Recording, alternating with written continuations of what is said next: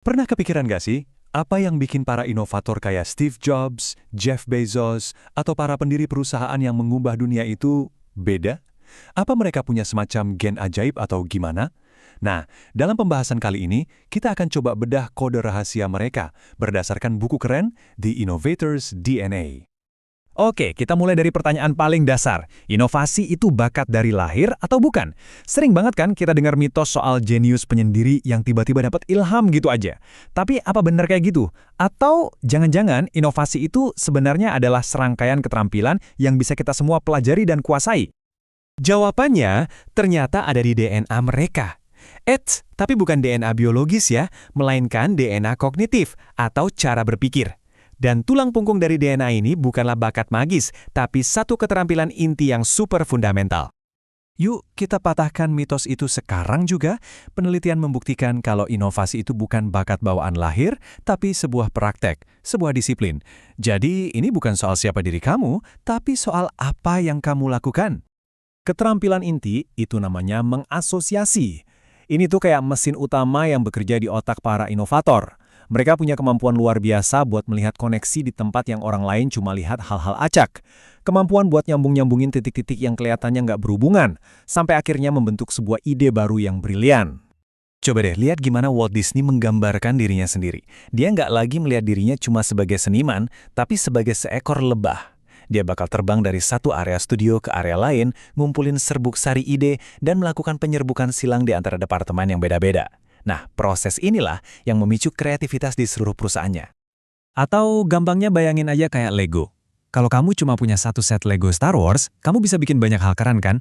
Tapi apa yang terjadi kalau kamu gabungin set itu dengan set SpongeBob?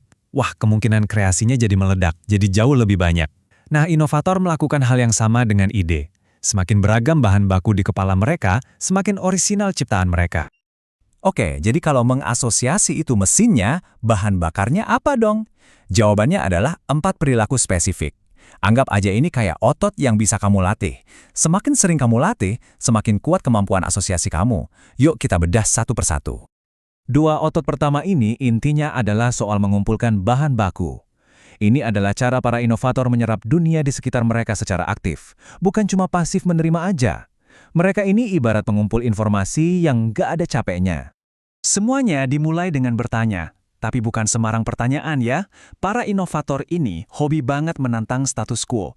Mereka lihat asumsi yang diterima semua orang dan justru bertanya, kenapa harus kayak gini? Atau gimana kalau kita coba dengan cara yang beda total?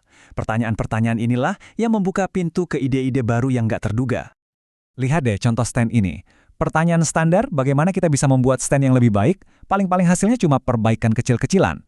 Tapi pertanyaan seorang inovator, kenapa sih tubuh menolak stand ini? Itu mengubah cara pandang kita sepenuhnya. Pertanyaan inilah yang akhirnya mengarah ke penemuan stand berlapis obat, sebuah terobosan besar. Jadi ingat, cara kamu bertanya itu menentukan jenis jawaban yang akan kamu dapatkan. Otot kedua adalah mengamati. Para inovator itu bukan cuma melihat, mereka benar-benar memperhatikan. Mereka itu kayak antropolog bagi dunia di sekelilingnya, terus-menerus mencari perilaku aneh, solusi-solusi darurat yang dibuat orang, dan frustrasi tersembunyi yang sering diabaikan orang lain. Contoh-contoh ini nunjukin banget kekuatan observasi. Pendiri BlaBlaCar lihat pemborosan besar, mobil-mobil kosong di sebelah kereta yang penuh, dan dari situ lahirlah industri ride-sharing. Seorang desainer di Oral-B perhatiin anak-anak susah pegang sikat gigi dewasa, lalu dia desain ulang sikatnya dengan pegangan yang lebih tebal dan empuk.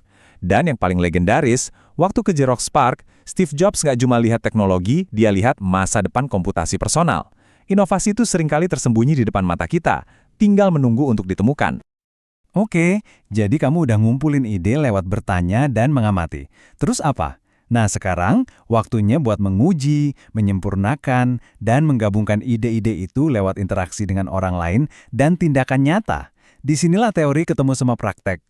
Buat seorang inovator, networking itu beda banget. Ini bukan soal meniti karir atau cari klien, ini adalah misi buat berburu ide.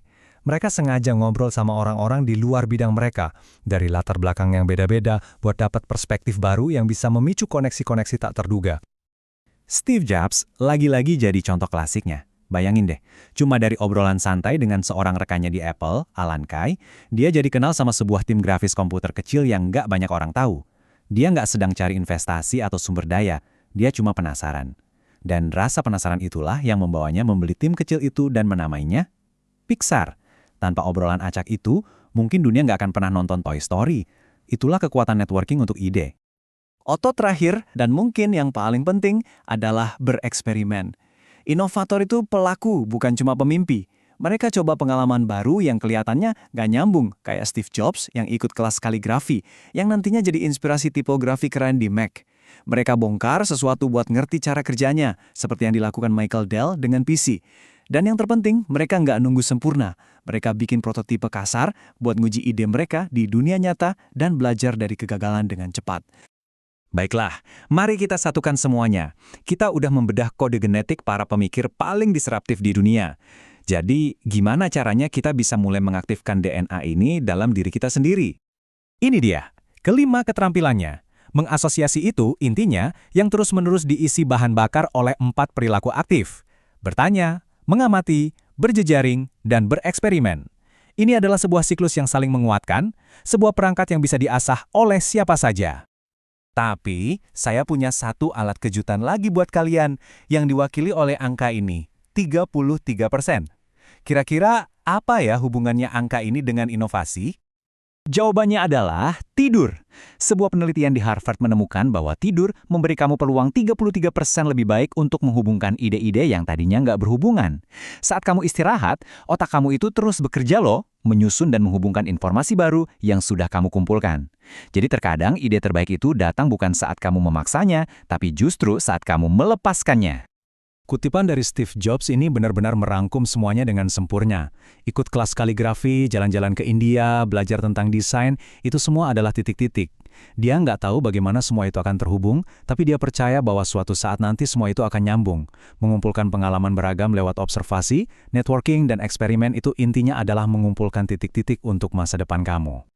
Jadi, kita akan tutup dengan sebuah pertanyaan yang sering diajukan oleh A.G. Lafley, mantan CEO P&G, kepada dirinya sendiri setiap minggu.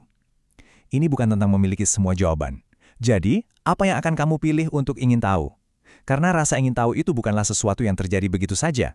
Itu adalah sebuah pilihan. Dan pilihan itulah yang menjadi titik awal dari segalanya.